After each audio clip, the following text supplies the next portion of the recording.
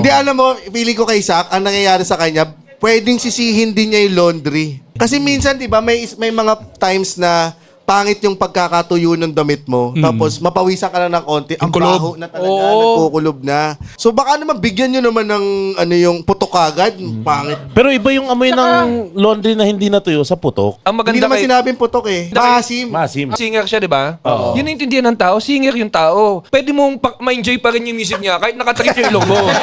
Importante naririnig mo yung boses niya. Maganda. Di ba? Pag makikinig ka sa kanya, ganyan nga. Okay, go! Da! Dapat kasi, hindi na siya bumaba. Oo. Di ba, alam mo naman kasi kung pagpawis ka na. Alam mo na kung mabaho ka na. Parang ayoko na bumaba. Hindi, siya, yung papakanta pa siya. Nagtaas pa lang kamay.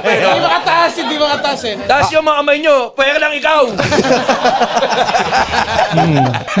May mga taong hindi aware, gaya ng co-teacher ko rin, hindi siya aware na may amoy. Ikaw, may kaibigan ka may putok, Daniel? Meron. Naaasar mo ba sa kanila na may putok sila? O parang, na lang to, hintintay na lang umalis sila sa inuman? Hindi ako yung ganong type eh. Pang-implied lang. Kunwari, nagsasuggest ka ng mga deodorant. Kunwari, nagtatanong ako anong gamit mo kasi parang gusto ko ng mas mabango.